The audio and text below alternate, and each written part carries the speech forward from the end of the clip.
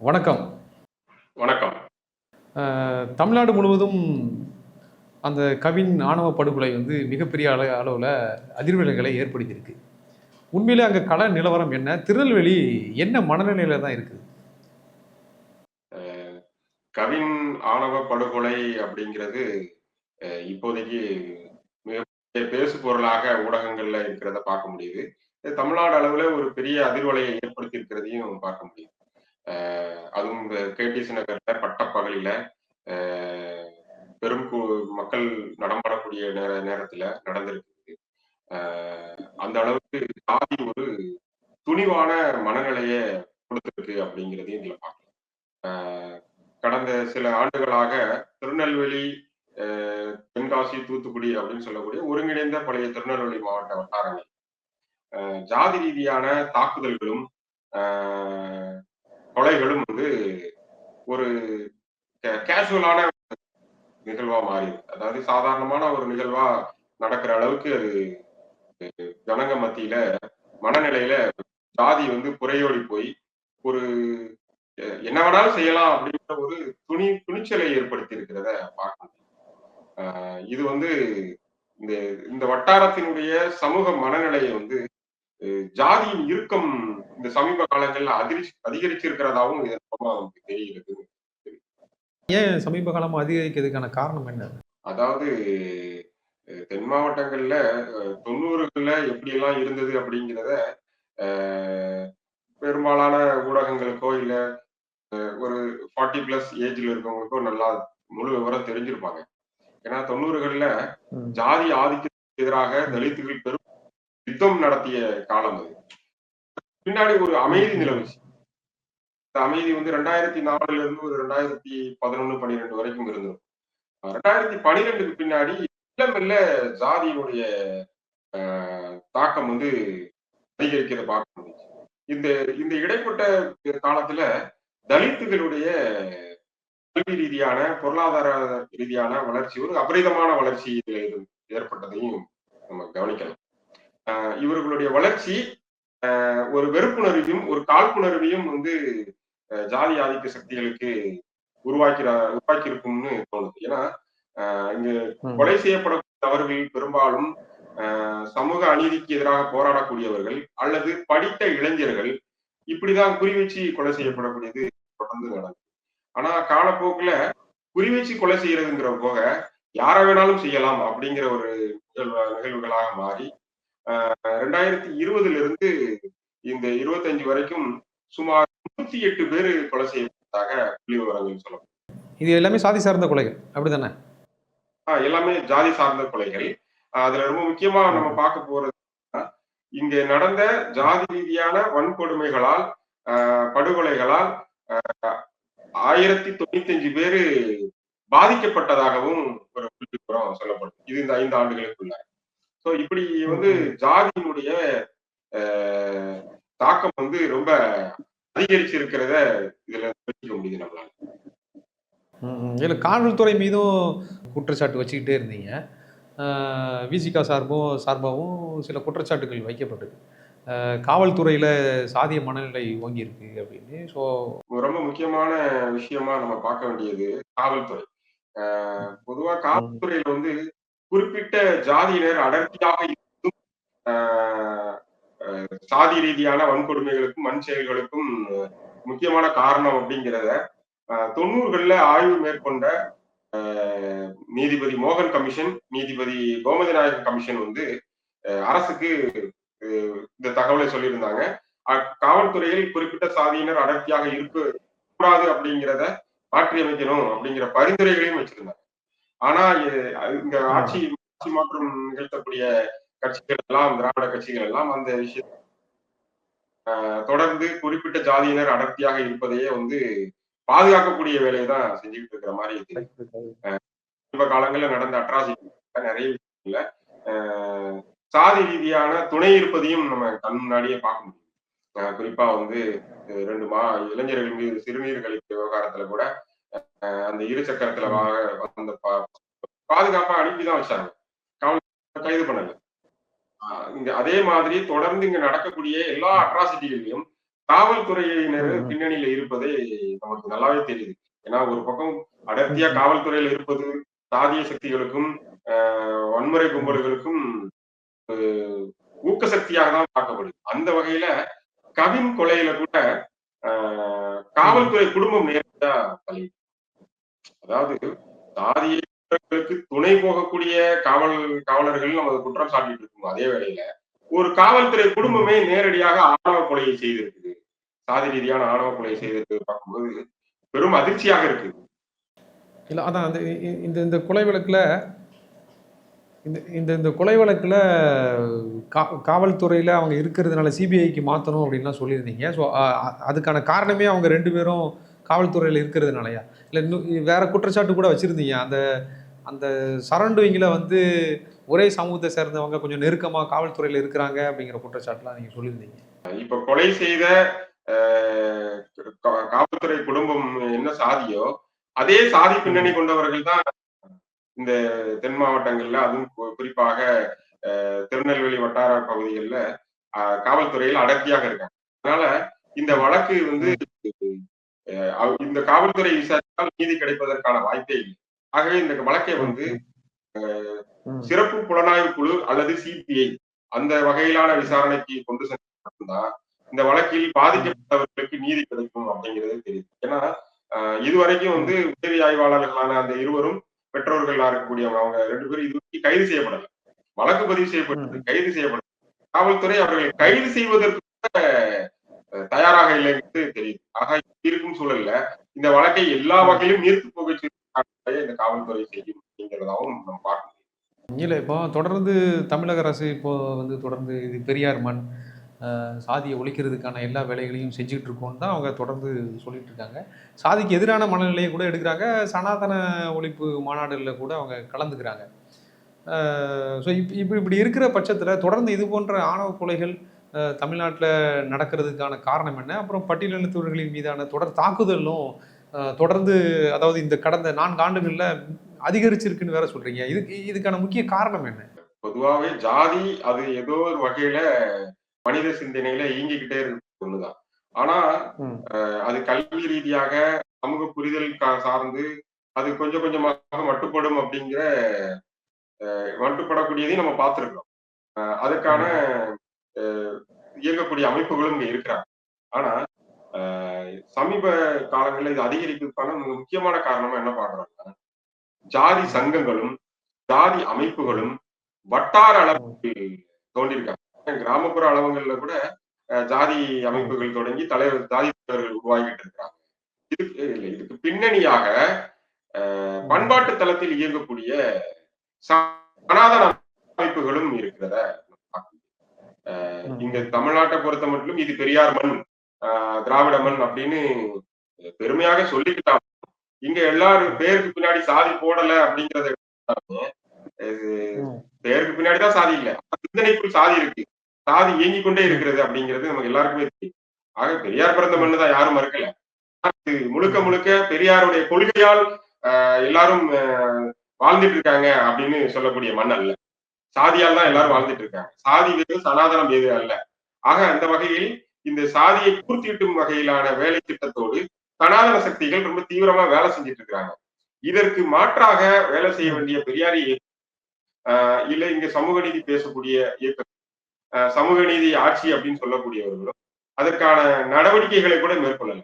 அதே அதே வேளையில இன்னும் என்ன செய்யறாங்கன்னா, ம். வாக்கு வங்கி அரசியலோடு சாதி ம். சார்ந்து இணக்கமான போக்கை கையாளக்கூடிய வேலையை செய்யறதை தான் பார்க்க முடியும். அந்த வகையில் சனாதன ம். சக்திகளுக்கு துணையாக இருப்பது போலதான் இது தோற்றமளிக்குது. இந்த இப்ப திருநெல்வேலியில கவின் ஆணவ படுகொலையில தமிழக அரசினுடைய நடவடிக்கை எப்படி இருக்கு? சாதாரணமாக ஒரு லாக்அப் டெத் அப்படின்னு வச்சுக்கோங்க. தமிழ்நாட்டுல ஒரு 24 லாக்அப் டெத் நடந்தது சமீபத்துல எல்லாரும் சொன்னோம். அதுல ஒரு சிலத வந்து நம்ம நேரடியா தலையிட்ட ஆமா. அந்த வகையில அதுல காவல்துறையினுடைய நடவடிக்கைகள் என்னவாக இருந்த அனுபவமும் நமக்கு இருக்கு. ஒரு காவல்துறையினரால் ம். படு அடித்து காவல் நிலையத்தில் ம். அடித்து கொல்லப்பட்ட ஒருவருக்கு சமீபத்துல தமிழக அரசினுடைய முதல்வர் மன்னிப்பு கேட்டாரு குடும்பத்திடம். அ அதற்கான ம். ம். வேகமாக காவல்துறை கூட வேலை செஞ்சது. நேரடியாக முதல்வர் ம். தலையிட்ட பின்னர். அதே மாதிரி ஒரு காவல்துறை குடும்பம் ஜாதி ஆணவ கொலை செஞ்சிருக்கு. இங்க பொதுவா வந்து ஜாதி ரீதியாக தலித்துகள் மீது ஏதேனும் தாக்குதல் நடந்தால் அது குறித்து எந்த நேரத்திலும் முதலமைச்சரோ இல்ல ஹையர் அபிஷியல்ஸோ யாருமே பெரிய அளவுல ரியாக்ட் பண்ணதே கிடையாது. அப்படிதான் இப்ப தொடர்ந்து நடந்துட்டே இருக்கும். ஏன்னா எல்லாரையும் வந்து மனிதநேயத்தோட பார்க்கக்கூடியவர்கள் தலித்துகள் மீது மனிதநேயத்தை கூட காட்டக்கூடிய மனநிலையில் இல்லாதவர்களாக அந்த அளவுக்கு ஜாதியோடும் சனாதன சிந்தனையோடும் ஊறி போயிருக்கிறவர்களாக இருக்கிறாங்க. இப்போ காவல் நிலையத்துல கொலை செய்யப்பட்ட நபருக்கு நீதி கிடைக்கிறதுக்கு முயற்சி செய்வோம்னு சொல்றாரு. அதே காவலர்களால் ஜாதி ஆணவ படுகொலை செய்யப்பட்ட இந்த கவினுக்கு நீதி கிடைப்பதற்கு இந்த தமிழ்நாடு அரசு உத்தரவாதம் அளிக்கக்கூடிய நடவடிக்கை எதையும் மேற்கொள்ளவில்லை. காவல்துறையினுடைய நடவடிக்கை வச்சு பார்க்கும்போது இந்த தமிழ்நாடு அரசு தலித்துகளை ஒரு பொருட்டாகவே மதிக்கவில்லை, மனிதர்களாகவே பாதிக்கவில்லை அப்படின்னு தான் தோணும். இல்ல காவல்துறை அவங்க பேரண்ட் 2 பேரையும் சஸ்பெண்ட் பண்ணிருக்காங்க, கேஸ்ல சேர்த்திருக்காங்க. வேற என்ன இதுக்கு மேல வேற என்ன நடவடிக்கை எடுக்கணும்? கொலை செய்தவர்களை சஸ்பெண்ட் செய்வதும் வழக்கில் சேர்ப்பது மட்டுமல்ல, கைது செய்ய வேண்டும், அவர்களுக்கு சட்ட ரீதியான முறையில் அவர்களை நடத்த வேண்டும், அதற்கு அவர்களுக்கு தண்டனை பெற்றுத் தர வேண்டும் அப்படிங்கிற நடவடிக்கைகள் எல்லாம் இருக்கு. ஆனா அது இதுவரைக்கும் காவல்துறை வந்து அவர்களை கைது செய்வதற்கு எந்த வகையிலும் முயற்சி மேற்கொள்ளும். இல்ல ஆணவ கொலை நடக்காம இருக்கிறதுக்கு சில வழிமுறைகளும் சட்டங்களையும் தொடர்ந்து விசிகாவும் வலியுறுத்திட்டு இருக்காங்க. இதை சட்டமன்றத்தில் கூட விசிகா எம்எல்ஏக்களும் பேசியிருக்காங்க. ஆனால் தொடர்ந்து தமிழக அரசு இதை தவிர்த்துக்கிட்டே வருது. தனி சட்டம் ஆணவ கொலைக்கு எதிரான தனி சட்டத்தை ஏற்றுதை அவங்க தவிர்த்துட்டே வராங்க. ஸோ ஏன் தவிர்த்துட்டு வராங்க? தனி சட்டத்தினுடைய அவசியம் என்ன என்ன இங்கே மிக முக்கிய அவசிய தேவையாக இருக்குது? ஆணவ கொலைகளுக்கு தடுக்கிறதுக்கு வந்து தனிச்சட்டம் தேவைன்னு தலித் இயக்கங்களும் இடதுசாரிகள் மற்றும் ஜனநாயக சக்திகள் தொடர்ந்து கோரிக்கை வைக்கிறாங்க. இது வெறுமனே ஜாதி ஆணவ கொலை அப்படிங்கிற அடிப்படையில இந்த கோரிக்கை வைக்கிறாங்க. இது ரொம்ப முக்கியமானது. ஏன்னா ஜாதி, மதம், மொழி, கலாச்சாரம், பொருளாதாரம் இப்படி பல்வேறு காரணிகள், சுமார் ஒரு 14 காரணிகளை உள்ளடக்கிய தான் கோரிக்கையில வைக்கப்பட்டிருக்கு. ஆனா அரசினுடைய பார்வை என்னவா இருக்கு அப்படின்னா, இது வெறுமனே ஜாதி ஆணவ கொலை, எஸ்சி வர்சஸ் ஓபிசி அப்படிங்கிற ஒரு பார்வையிலிருந்தே இது அணுகக்கூடிய நிலையை பார்க்கணும். ஆனா ஒரு ஓபிசிக்குள்ளாரையும் குறிப்பா ஒரு நாடாரோ ஒரு மரபுக்குள்ளேயோ நடந்தா கூட ஜாதி ஆணவ கொலை நடக்கும். அதில் இருந்தாலும் ஏன் அம்பாசமுத்திரம் அருகே வெள்ளாங்குழிங்கிற கிராமத்துல 2018ஆம் ஆண்டு ஒரு கோனார் பையன் வந்து மரபு பொண்ணை காதலிச்சதுக்காக படுகொலை செய்யப்பட்டார், ஆணவ படுகொலை செய்யப்பட்டார். ஓபிசிக்குள்ளாரையும் ஆணவ படுகொலை நடக்குது, ஷெட்யூல் காஸ்டுக்குள்ளாரையும் நடக்குது. ஆக இது சாதி அடிப்படையிலான இது பொருளாதாரம், மொழி, கலாச்சாரம், மதம் இப்படி எல்லா வகையுமான ஒரு 14 வகைகள் அதுல இருக்கு, அடங்கியிருக்கு. அந்த வகையில் தான் நம்ம எல்லாருமே கோரிக்கை இருக்கோம். ஆனா அரசினுடைய பார்வை என்னவா இருக்குன்னா, இது எஸ்சி வர்சஸ் ஓபிசி அப்படிங்கிற பார்வையில இருந்து வாக்கு வங்கியை கவனத்தில் கொண்டு இது தேவையில்லை அப்படின்னு முதல்வர் சொல்லியிருக்காங்க. ஆனா அதே வேளையில இதே முதல்வர் எதிர்கட்சி தலைவராக இருக்கும்போது ஜாதி ஆணவ கொலையை தடுப்பதற்கான சட்டம் இயற்றப்படும் அப்படின்னு சொன்னார். நம்மளை பொறுத்த மட்டும் சட்டம் இயற்றுவது, இன்னைக்கு உதாரணத்துக்கு எஸ்சி எஸ்டிக்கு மட்டும்தான் இடஒதுக்கீடு இருக்கு, மற்றவர்களுக்கு எல்லாம் எதுவுமே இல்லை அப்படிங்கிற மாதிரி ஒரு தோற்றம் இடஒதுக்கீடு மீது இருக்கு இல்லையா? அதே போல நாளைக்கு இந்த சட்டம் கூட எஸ்சி எஸ்டிக்கான சட்டம் கூட உருவாக்குவாங்க. ஆனா ஒரு சட்டம் என்றால் அதை மக்களிடம் கொண்டு போய் சேர்க்க வேண்டும். இது இந்த நோக்கத்துக்காக உருவாக்கப்பட்டிருக்கு அப்படிங்கிறத மக்களுக்கு உணர்த்த வேண்டும். அதே வகையில மக்களுக்கு வந்து சமூக ரீதியான புரிதல்களை ஏற்படுத்த வேண்டிய தேவை இருக்கு. அதற்கான பிரச்சாரங்களை அரசும் ஜனநாயக சக்திகளும் மேற்கொள்ள வேண்டும். ஆனால் ஜனநாயக சக்திகள் பாதிக்கப்பட்டவங்க பக்கம் இருக்கிறதுக்கே நேரம் போயிருது. அரசு அந்த பிரச்சாரத்தை மேற்கொள்ளலாம், ஜனநாயக சக்திகளும் அதை மேற்கொள்வதற்கான வசதியாக இருக்கு. ஆனா அந்த அரசை பொறுத்த மட்டும் இங்கே எப்போதுமே இருக்கக்கூடிய இந்த கட்டமைப்பை பயன்படுத்திக் கொள்வது என்ற நோக்கத்தில் இருந்துதான் அரசு இயங்குறதா பார்க்கணும்.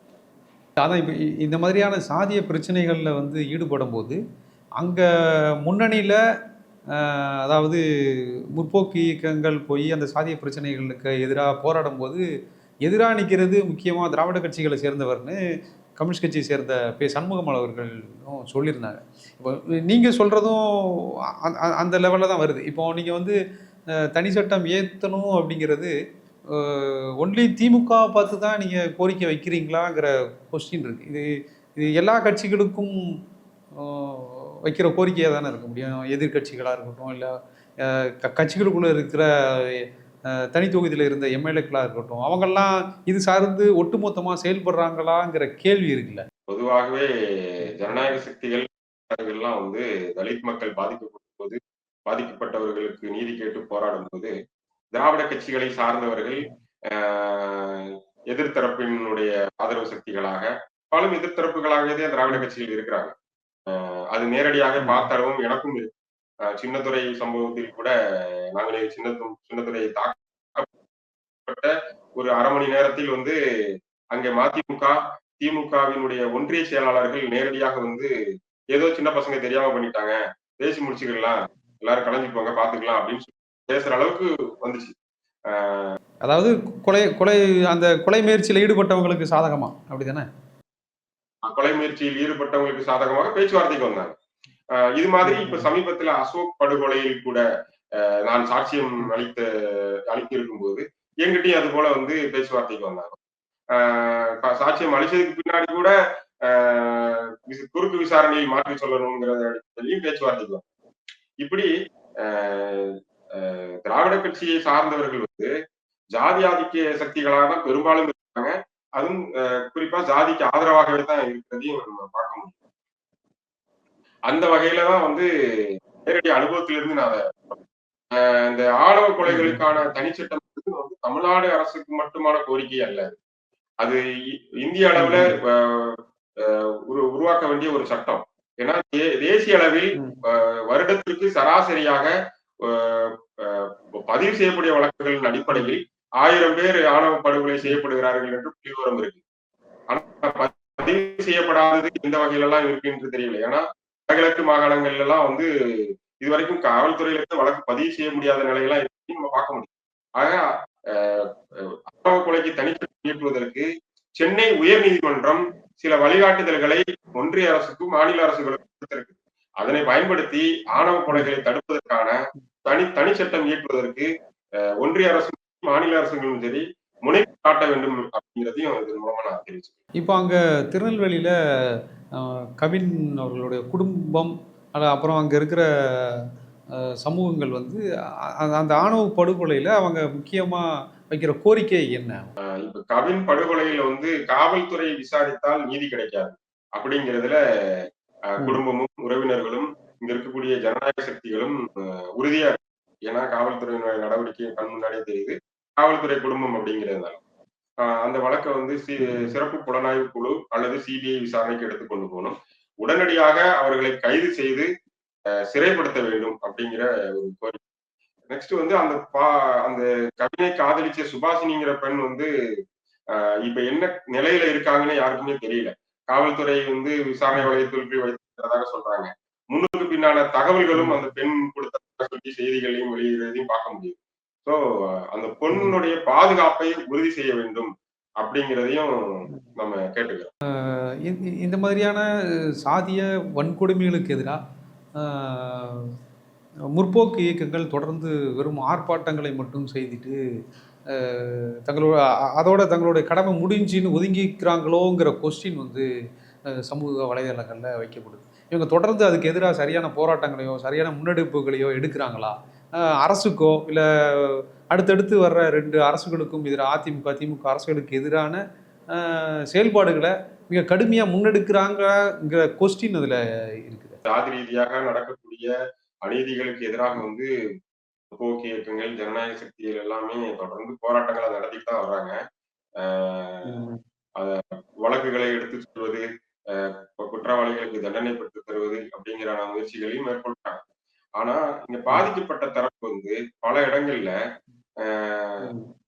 மிரட்டப்படுறதும் பேரம் பேசப்படுவது, அதுக்கு அவங்க இசைவு காட்டவில்லைன்னா மிரட்டப்படுவது, இப்படியான வழக்குகளை நீர்த்து போத செய்வதற்கான எல்லா வகையிலும் வந்து ஆட்சி அதிகாரத்தில் இருக்கக்கூடிய நபர்களே வந்து ஆதிக்க சக்திக்கு துணையாக இருந்து, அவர்களே ஆதிக்க சக்தியாக இருக்கிறாங்க, துணையா இருந்து செய்யும் போது வந்து பெரிய அளவுல வழக்குகள்ல தண்டனை கிடைக்குது சூழல் இருக்கு. அது என்னுடைய சொந்த நானும் மிரட்டப்பட்டிருக்கிற எங்கிட்டையும் பேரம் பேசி இருக்கிறாங்க.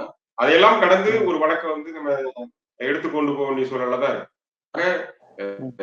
நேரடியாக மக்களுக்காக பணி செய்யக்கூடிய செயல்பாடுகள் இருக்கக்கூடிய நமக்கே இந்த சூழல் அப்படின்னா, சாதாரணமா கிராமப்புறங்கள்ல பாதிக்கப்பட்ட ஜனங்க எந்த மாதிரியான சூழலை சந்திப்பாங்க அப்படிங்கிறது இருக்கு. அந்த வகையில ஜனநாயக சக்திகளுடைய முயற்சிக்கு வலு சேர்க்கக்கூடிய வகையில மக்களாலையும் இருக்க முடியல அப்படிங்கிறதையும் நம்ம பார்க்க முடியும். ஜனநாயக சக்திகள், முற்போக்கு இயக்கங்கள்லாம் வந்து அஹ், எந்த அளவுக்கு எஃபோர்ட் போட முடியுமோ அந்த அளவுக்கு எஃபோர்ட் போட்டு போராட தான் செய்யறாங்க. அதை நம்ம வந்து குறைத்து ம். மதிப்பிட முடியாது. ஏன்னா பாதிக்கப்பட்டவர்களோட ம். பக்கம் நிற்பதுங்கிறது எவ்வளவு முக்கியத்துவம் வாய்ந்ததுங்கிற உணர்வு எல்லாருக்குமே இருக்கு. அந்த அந்த வகையில இருந்து தான் சரி, ஓகே. உங்களுடைய கருத்துக்களை மிக தெளிவா முன் வச்சதுக்கு ரொம்ப நன்றி.